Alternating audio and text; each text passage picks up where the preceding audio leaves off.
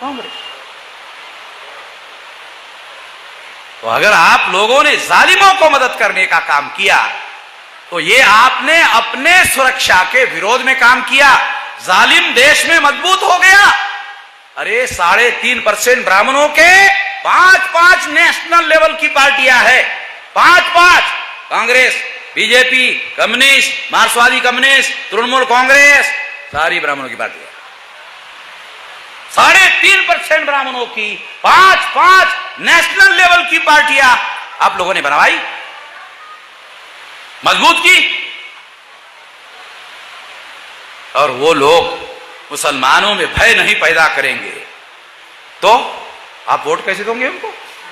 वही लोग जिनको आप वोट देते हो वही आपके अंदर भय पैदा करते हैं। और भय पैदा करने के बाद चुनाव के दौरान कहते हैं देखो हमें वोट नहीं दोगे तो बीजेपी आ जाएगी।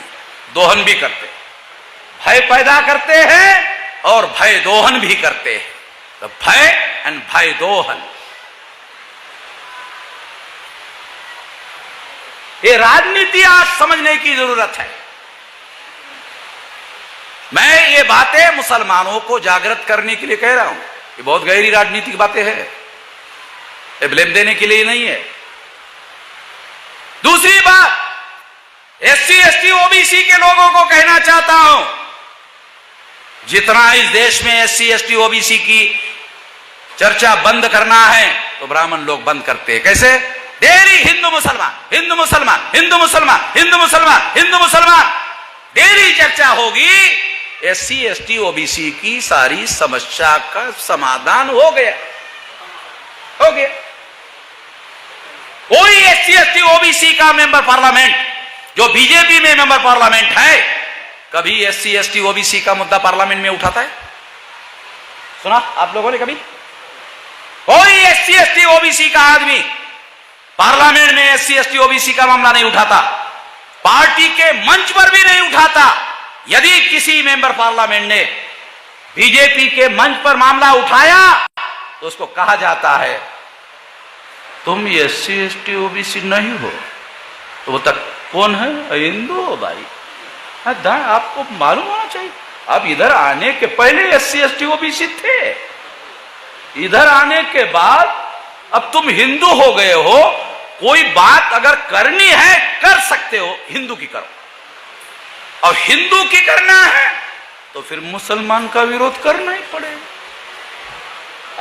समझ रहे? इस्तेमाल समझ रहा है?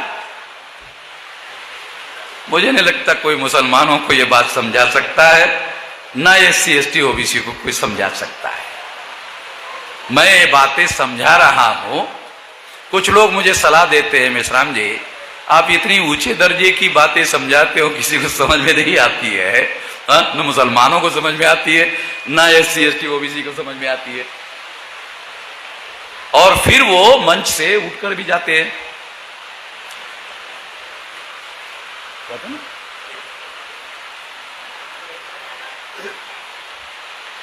जब संकट होता है तो मैं ही मैदान में रहता, उठता नहीं हूं। फिर मैदान में रहता हूं मैं लड़ने के लिए मुसलमानों के फेवर में। जब संकट आता है ना मुसलमानों के लिए तो मैं रहता हूं मैदान में, फिर मैं उठ के नहीं जाता। मैं इसलिए आप लोगों को यह बता रहा हूं, ये बातें हम लोगों को समझनी है कि SC ST OBC के लोग हिंदू नहीं है। मैं एक बार रेल में ट्रैवलिंग कर रहा था, तो रेल के रिजर्व कंपार्टमेंट में आप जानते हो कि अगर AC2 है तो 6 बर्थ होते हैं, AC3 है तो 8 बर्थ होते हैं। तो AC3 की बात थी, तो 6 लोग जो है 8 लोग वो थे कंपार्टमेंट में, एक ही ब्राह्मण था, वो अकेला ही चर्चा कर रहा था। बाकी SC ST OBC के लोग वो तो हजारों साल से सारे प्रवचन सुन रहे, उनका काम सुनने का है। वो अकेला ही ब्राह्मण बोल रहा था, अकेला ही। उसने देखा ये आदमी इस चर्चा में शामिल नहीं है। मैं उधर था, ये आदमी इस चर्चा में शामिल नहीं है। तो उसने मुझे कहा कि भाई साहब इतनी हिंदू मुसलमान की चर्चा चल रही है, आप इसमें शामिल नहीं है। तो मैंने पंडित जी को कहा, पंडित जी मुझे शामिल करवाना चाहते हो? क्या देखना, 2 बार सोच लेना, हाँ बाद में फिर नहीं बोलना। बाद में नहीं बोलना, हाँ बोलो दोबारा सोचो, कने आप शामिल हो गया? आप शामिल हो गए। हाँ पंडित जी आप तो पंडित हो। अब मेरा छोटा सवाल है, आप हिंदू धर्म के धर्म ग्रंथों के नाम बताइए। छोटा सवाल, बड़ा सवाल आपको नहीं पूछता, बहुत छोटा सवाल। तो उसने कहा वेद, श्रुति, स्मृति, पुराण, रामायण, महाभारत, गीता। मैंने कहा पंडित जी ये ब्राह्मण धर्म के धर्म ग्रंथ है, हिंदू धर्म के पूछा, आपने ठीक से सवाल सुना नहीं, आपने मेरा सवाल नहीं सुना ठीक से। मैंने कहा हिंदू धर्म के धर्म ग्रंथ बताओ, आपने ब्राह्मण धर्म के बता दिया। मैं आपको हिंदू धर्म के पूछ रहा हूं, आपने ब्राह्मण धर्म के धर्म ग्रंथ यही हिंदू धर्म के धर्म ग्रंथ है बताया। तो क्या कहता है? हिंदू धर्म ब्राह्मण धर्म एक ही है। क्या कहता है पंडित? हिंदू धर्म और ब्राह्मण धर्म एक ही है। अच्छा एक ही है? यदि एक है तो ब्राह्मण धर्म के नाम पर इसका प्रचार क्यों नहीं करते हो? हिंदू शब्द का और हिंदू के नाम पर प्रचार क्यों करते हो? कहा क्यों? ये तो मुसलमान की दी हुई गाली है। कहा है? दयानंद सरस्वती ने कहा, सत्यार्थ प्रकाश में लिखा हुआ है। आप तो इतना तो जानता ही है। बहुत देर तक चुप, बहुत बकबक बकबक कर रहा है, एकदम चुप हो गया। ये आदमी ने साला पकड़ लिया हमको, ऐसा गले में हाथ नहीं डाला मगर पकड़ लिया। अभी क्या करे क्या करे, इतने में गाड़ी रुक गई। तो झोला था उसके पास, झोला उठाया और कहा कि मुझे अभी उतरना है, एक काम याद आ गया। मैंने कहा आप तो कह रहे थे 2 घंटे के बाद है आपका स्टेशन है। नहीं मुझे एक काम याद आ गया है इसलिए मैं उतर रहा। तो उसके उतरने के बाद जो SC ST OBC के थे ना, मैंने कहा तुम हाँ हाँ कर रहे थे ना, हाँ हाँ हाँ हाँ कर रहे थे सैनी जी, समझ रहे क्या?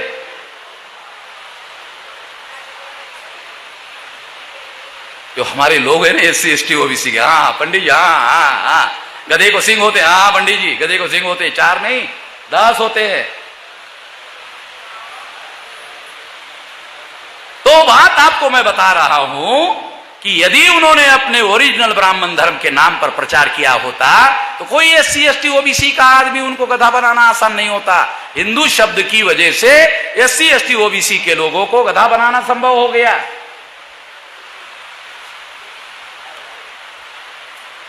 कोई SC ST OBC हिंदू नहीं है। एक बात और, मुसलमान कभी SC ST OBC को हिंदू ना कहे। यदि मुसलमान SC ST OBC को हिंदू कहेगा वो अपना संकट बढ़ाएगा। SC ST OBC की मदद तो करेगा ही नहीं।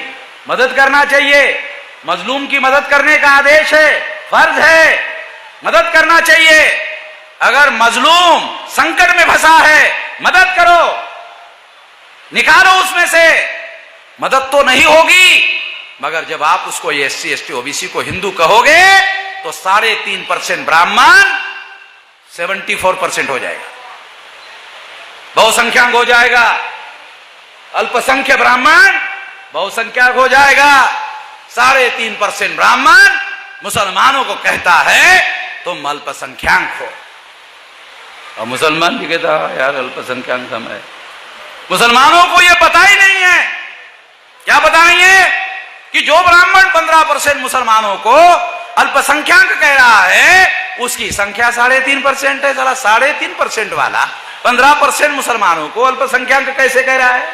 सैनी जी वकील हो ना, ये गणित जरा ध्यान रखना, ये कहीं किसी किताब में नहीं मिलेगा, इधर है।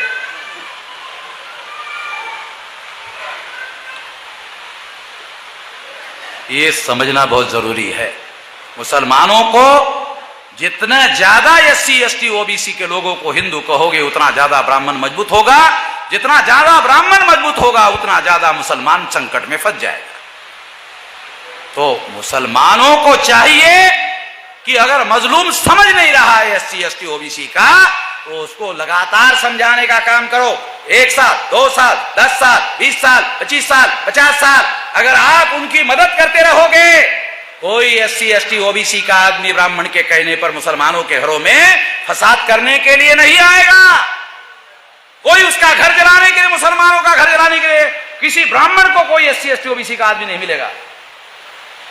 कोई ब्राह्मण कभी किसी मुसलमान का घर जलाने के लिए, फसाद करने के लिए मैदान में नहीं होता है, वो एससी एसटी ओबीसी को मैदान में उतारता है।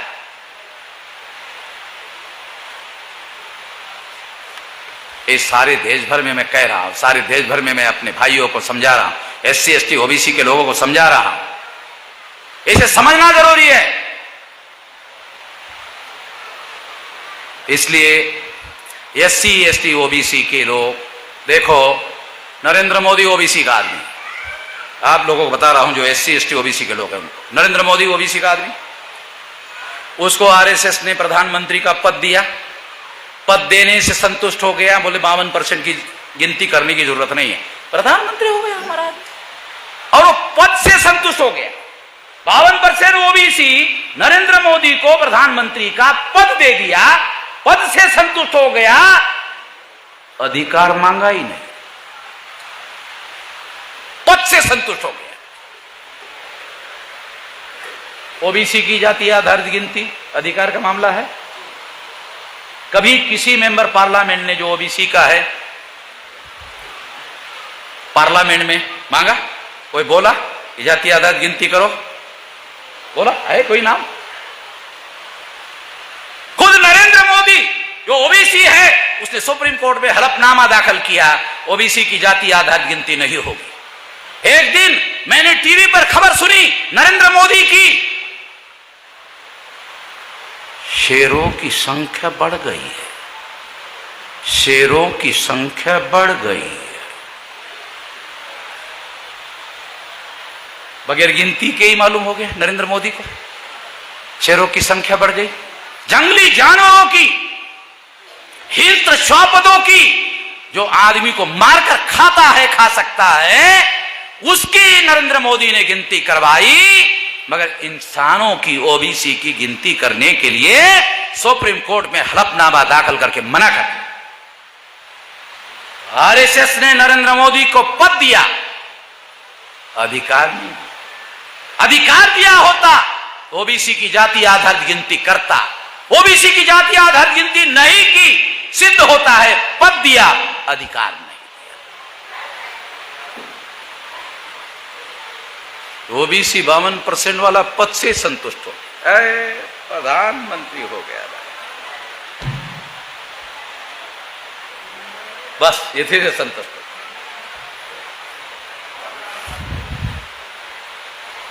तो इसलिए एससी एसटी ओबीसी के लोगों को ज्यादा से ज्यादा जागने की जरूरत है। मुसलमानों को अनुरोध करता हूं कि इस देश में एससी एसटी ओबीसी को जगाने के लिए मदद करो। कुरान में कहीं पर भी मजलूमों को जगाना नहीं चाहिए, मजलूमों की मदद नहीं करनी चाहिए, ऐसा कोई आदेश नहीं है। आदेश है मजलूमों की मदद करो, अल्लाह ताला का आदेश है, मजलूमों की मदद करो। आखिरत में पूछेगा अल्लाह ताला।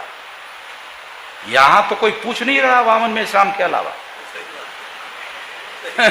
यहां तो वामन मेश्राम पूछ रहा है मालूम होने की वजह से, मगर आखिरत में अल्लाह ताला हर मुसलमान को पूछेगा।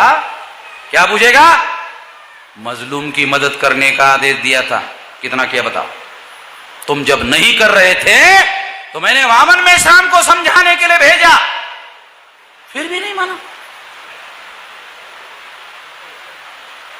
क्यों? ऐसा क्यों कह रहा हूं चौधरी साहब? क्योंकि आप लोग कहते हैं कि कोई भी इंसान अल्लाह ताला के आदेश के बगैर कुछ नहीं कर सकता। यदि मैं मुसलमानों को जगा रहा हूं अल्लाह ताला का आदेश है भाई, समझ लो, इशारा है।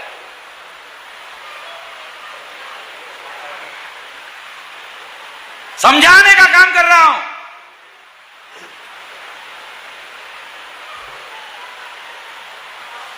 तो इसलिए आप लोगों को अनुरोध है कि एससी एसटी ओबीसी के लोगों को इस देश में जगाने का काम हम लोग कर रहे हैं। जितना ज्यादा एससी एसटी ओबीसी जाग जाएगा उतना ज्यादा ब्राह्मण के जाल से मुक्त हो जाएगा। जितना ब्राह्मण के जाल से मुक्त हो जाएगा एक एक मुसलमान सुरक्षित हो जाएगा। कोई ब्राह्मण मुसलमान के घर पर हमला करने वाला नहीं है, इसलिए उसकी औकात नहीं है। हमारे लोगों को मुसलमानों के घरों पर हमला करने के लिए भेजते हैं। इसलिए मैं हमारे लोगों को जगाने की बात आपको भी समझा रहा हूं। इसमें आपका भी हित है, इसमें कॉमन इंटरेस्ट है। हमारा तो है ही है, आपका भी इंटरेस्ट है। एक कॉमन इंटरेस्ट का मामला है।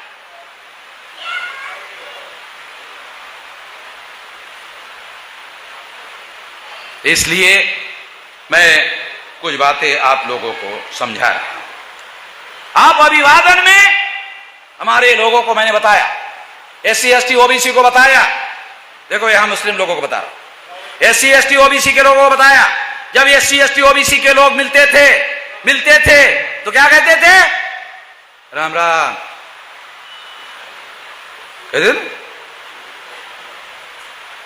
अब मैं कहता हूं राम राम नहीं, जय मूल निवासी। तो जब हमारे एक कामले ने दूसरे ओबीसी के आदमी को जय मूल निवासी कहा तो ब्राह्मण सुन रहा था।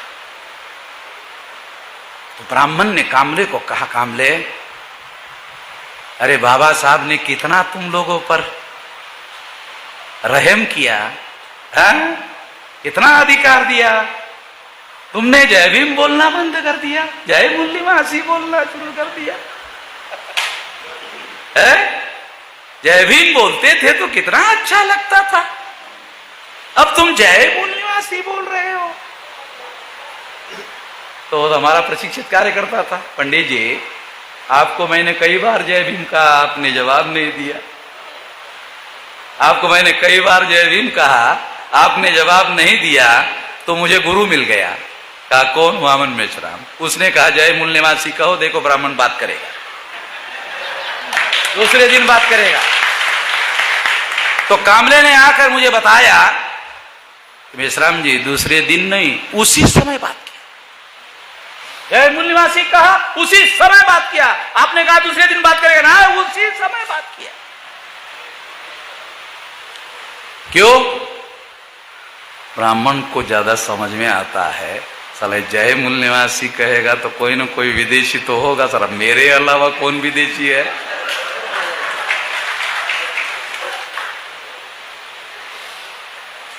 तो मुसलमानों को आरएसएस के लोग कहते हैं विदेशी विदेशी विदेशी। मुसलमान अभिवादन में जय मूल निवासी कहना शुरू कर दे तो मुसलमान राष्ट्रवादी साबित हो जाएगा और ब्राह्मण जो है वो बोलना बंद कर देगा। कुछ करने की जरूरत। आपको 5 बार नमाज पढ़ना है, जय मूल निवासी कहने से कोई रुकावट नहीं है। जय मूल निवासी से नेशनैलिटी प्रूव होती है और कुछ नहीं होता।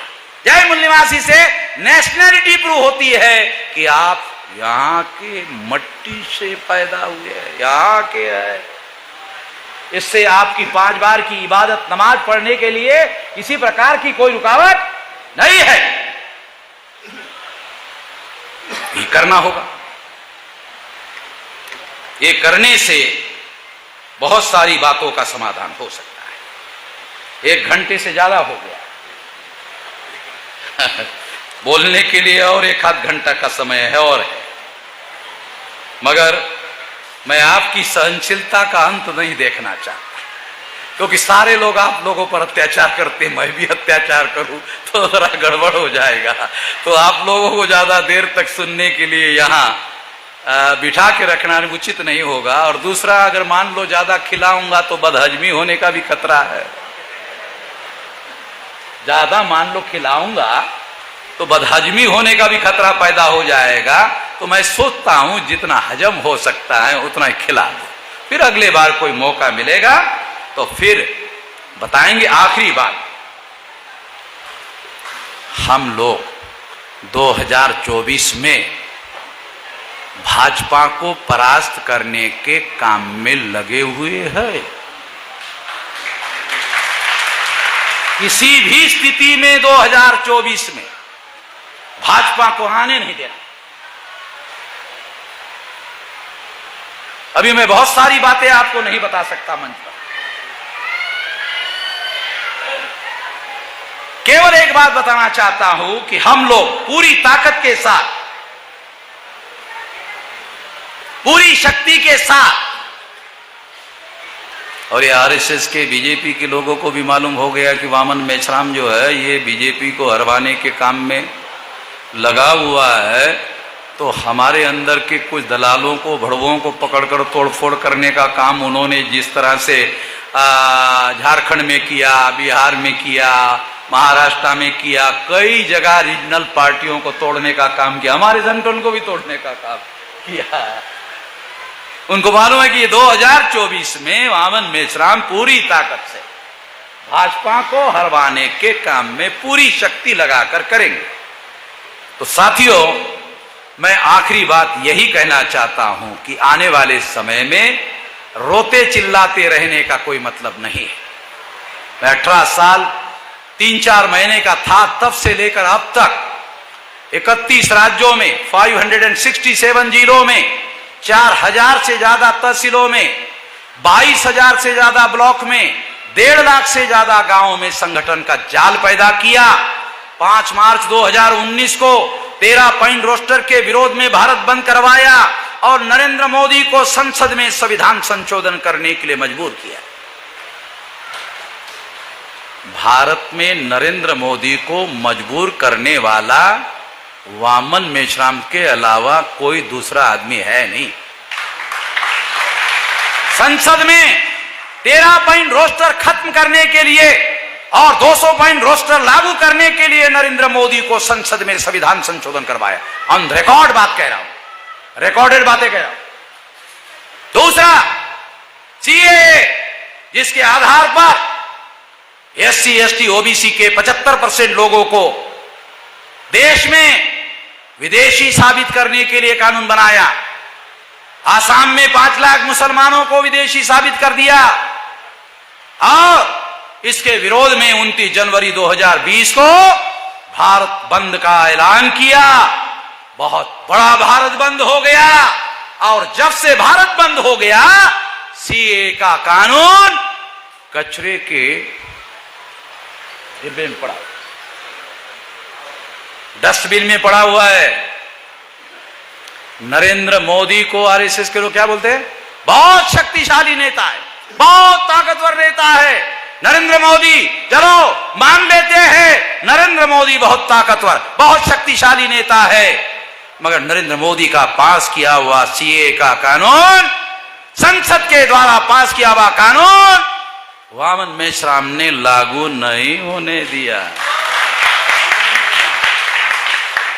अगर नरेंद्र मोदी ताकतवर और शक्तिशाली नेता है, वामन मेश्राम भी इंच भर ज्यादा ही है नरेंद्र मोदी से, ज्यादा नहीं, इंच भर, तभी तो रोक लगाए। नहीं तो हर जिले में मुसलमान आज के तारीख में इस सवाल का जवाब नहीं दे पाता कि उसका बाप कब और कहां पैदा हुआ। पोता दादी को पूछता, दादी मेरा बाप कब और कहां पैदा हुआ, तो दादी कहती रात के 12 बजे थे, बरसात आ रही थी, अमावस्या का रात थी, तब तेरा बाप पैदा हुआ बेटा। तो बेटा पूछता है, दादी ये अमावस्या की रात कौन से साल की थी? ये तो पता नहीं बेटा कौन से साल की थी, रात के 12 बजे अमावस्या की रात थी और बरसात चल रही थी और तेरा बाप पैदा। तो इतना याद, बाकी कुछ याद नहीं। तो तहसीलदार के कर्मचारी लिखते विदेशी, पता नहीं इसका बाप कब पैदा हुआ। और जितने एससी एसटी ओबीसी का तो सारा कोई बता पाएगा, इसी कोई गारंटी है। ये कानून है, किसी को आज तक पता नहीं इमाम निजाम के अलावा ये क्या षड्यंत्र है। हम लोग कहते हैं एससी एसटी ओबीसी के लोग ब्राह्मणों को विदेशी हो, तो उन्होंने कानून बनाकर हम लोगों को विदेशी घोषित करने का षड्यंत्र किया। उनका डीएनए है और कानून हमारे विरोध में पास किया, डस्टबिन में डाला है। आप अगर ताकत दोगे और मुसलमान 15% मुसलमान अगर हम लोगों को ताकत देना, तो इन लोगों का एक ईंट का जवाब 2 पत्थर से देंगे। आप लोग जानते नहीं हो मुझे, मेरे 500 पुरखों ने 28,000 पेशवा ब्राह्मणों को भीमा कोरेगांव में मारा था। है कोई दुनिया में इतिहास? मेरे 500 पुरखों ने 28,000 पेशवा ब्राह्मणों को भीमा कोरेगांव में मारा था। स्मारक है वहां, हर साल 50 लाख लोग जाते हैं देखने को। तो उसी खानदान का हूं, इसलिए इतनी लकड़ी लिए बगैर ही घूमते रहता हूं सारे देश भर में। कोई सिक्योरिटी लेकर नहीं घूमता हूं। उनको मालूम है वो अमन मेश्राम वो 500 वाले का है, खानदान का। तो इसलिए ये लड़ाई लड़ी जाएगी।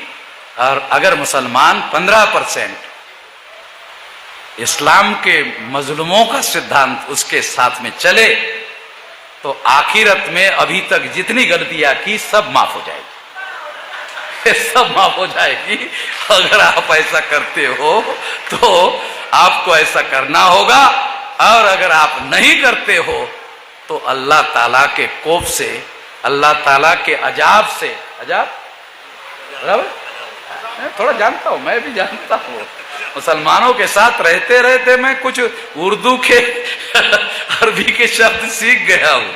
तो इसलिए आप लोगों को फायदे की बात बता रहा हूं, आपके नुकसान की बात नहीं बता रहा हूं, आपके फायदे की बात बता रहा हूं। जितना जल्दी एससी एसटी ओबीसी जाग जाएगा, उतना जल्दी मुसलमान, एक एक मुसलमान सुरक्षित हो जाएगा। साथ दो, बस इतना ही कहना।